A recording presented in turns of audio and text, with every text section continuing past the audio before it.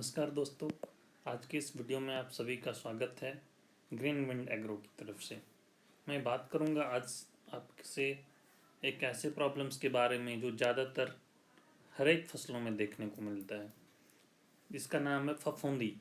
Yes, about fungal disease in plant. पौधे में फफूंदी रोग क्या है?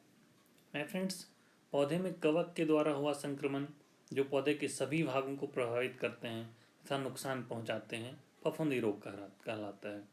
जैसे कि कॉमन रूट रोट, सेरिटेलियम विल्ट, क्राउन रोट, तना में आँख के आकार का धब्बा दिखना, स्किन पे धब्बा दिखना, जड़ का सड़ना।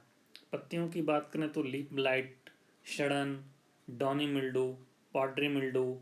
सिर्स की बात करें तो सिर्स पे सूखना, बीज में काला बिंदु आ जाना, अंकुरन का जला हुआ होना जैसे लक्षण प्रायः देखने को मिलते हैं।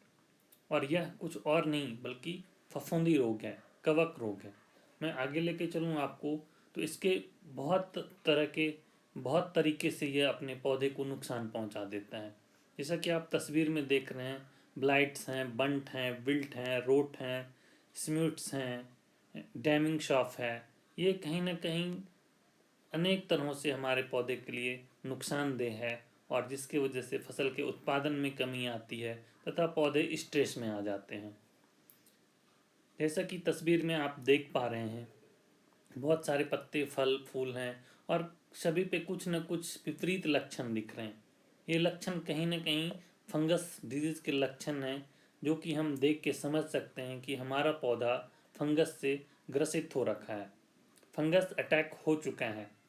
इस तरह के कुछ दिखेंगे अपने पत्ते के ऊपर पे, पौधे के ऊपर पे, फल के ऊपर पे, तना के ऊपर पे, या तो पौधे के किसी भी भाग में आपको देखने को मिल सकता है। मैं आगे लेके चलूँ आपको तो मटर में आप देख सकते हैं प्रॉब्लम्स हो जाते हैं, धब्बे हो जाते हैं, बीन हो गए, करेला में पीलापन का आना एक आम बात होता है, जो कहीं ना कहीं डॉनी मिल्डू, पॉटरी मिल्डू जैसे प्रॉब्लम्स के लक्षण होते हैं। उसी तरीके से पालक साग हो गए या तो तरबूज हो गए, तरबूज में भी सड़न की समस्या आ जाती है, पौधे झुलसने लगते हैं या तो फल के ऊपर धब्बे आने चालू हो जाते हैं। इसके साथ साथ गोभी के पत्ते शीर्ष भाग से जलना प्रारंभ हो जाता है या तो कभी गलना प्रारंभ हो जाता है। इसके साथ साथ अल्टेरनिया हो जाते हैं, यानी कि काले धब्बे हो जाते हैं, फिर कभी पीले धब्बे हो जाते हैं। ये कहीं ना कहीं गोभी में फंगस डिजीज को दर्शाता है, फफूंदी बीमारी को दर्शाता है। इसके साथ साथ पत्ता गोभी भी गलने लगते हैं, बीज से सड़ने लगते हैं, पत्ते के अंदर सड़न उत्पन्न हो जाता है। यह कहीं ना कहीं फंगल डिजीज के लक्षण हैं और इसको देखते हुए, समय को रहते हुए हमें उपचार करने चाहिए। आप देख सकते हैं कद्दू के पौधे, कोहड़ा देख सकते हैं आप, नेनुआ देख सकते हैं, बैगन के पत्तों पर उजले उजले धब्बे आ जाते हैं, या तो खीरा ही क्यों ना हो, बीन हो गए। इन सारे फसलों पर कहीं ना कहीं हमें फंगल अटैक देखने को मिलता है और हम इन तस्वीरों के थ्रू उन डिजीज़ों को पहचान सकते हैं, उन बीमारियों को पहचान सकते हैं। मिर्च में भी ये एक आम बात है, मिर्च के फल में भी प्रॉब्लम्स देखने को मिलता है तथा पौधे के ऊपर भी प्रॉब्लम्स देखने को मिलते हैं। साथ ही साथ टमाटर हो गए, उस टमाटर में गलन की समस्या काफ़ी ज़्यादा रहती है और यह कहीं ना कहीं फंगस की वजह से हो रहा होता है। आलू के पौधे हो गए, इसके साथ साथ फलदार पौधे जैसे आम हो गए या तो केला हो गया, संतरा हो गया, ऐसे पौधों में भी यह बीमारियां देखने को मिलती है। इसके साथ साथ धान, मक्का, गेहूँ, अरहर जैसे पौधों पर भी देखने को मिल जाता है हमें यह बीमारी। इसके साथ मैं बात करूं अगर, तो आप तस्वीर पर देख पा रहे हैं खीरे के पत्ते तथा करेले के पत्ते। खीरे के पत्ते का पीलापन एक आम सी बात होती है और खीरे के पौधे को यह काफ़ी नुकसान पहुंचाता है, जला देता है, मर जाते हैं। फूल आने के पहले या तो फूल आने के बाद भी ऐसी स्थिति उत्पन्न हो जाती है। करेले के पत्ते में भी नॉर्मल सी चीज़ें देखने को मिलती है, जो पीलापन है, और यह पीलापन जड़ के हिस्से से शुरू होकर ऊपर के हिस्से तक बढ़ता जाता है और पैदावार को कम कर देता है। फूल आने बंद हो जाते हैं, फल लगना बंद हो जाता है तथा पौधे सूखने लगते हैं। माय फ्रेंड्स, इसके सॉल्यूशन क्या हैं? यस, जैसा कि आप देख रहे हैं, हुक हुक इसके निवारक प्रोडक्ट हैं। हुक एक नई पीढ़ी का जैविक कवकनाशी है जिसे इक्वेशंस IPM और एक जैविक कृषि में एकीकृत किया गया है। यह अत्यधिक व्यवस्थित और पौधे पर काफ़ी स्थिर रहने वाला प्रोडक्ट है, यानी कि यह आपके पौधे पर जब आप डालेंगे तो ये अस्थिर रहकर काम करता है और एक लंबे समय तक उपचार देगा आपके पौधे को।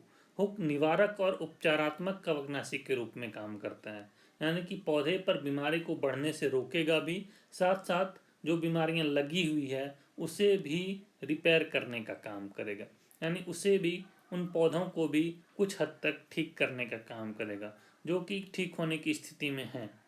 उन पत्तों को पुनः यह जीवित करने का कोशिश करेगा या तो उन पत्तों पर पुनः अपना एक्शन दिखा रहा होगा। मैं लेके आगे चलूँ सजेस्टेड क्रॉप, किस किस फसल में हम हुक का प्रयोग कर सकते हैं। माय फ्रेंड्स, टमाटर, प्याज, मिर्च, बैगन, भिंडी, शिमला मिर्च, फूल गोभी, पत्ता गोभी, मटर, आलू, फ्रेंच बीन, करेला, नेनुआ, खीरा, पालक, धनिया, सभी प्रकार की सब्जियों में इसका इस्तेमाल किया जा सकता है। साथ ही धान, गेहूँ, मक्का तथा दलहन फसल में भी इसके प्रयोग किए जाते हैं।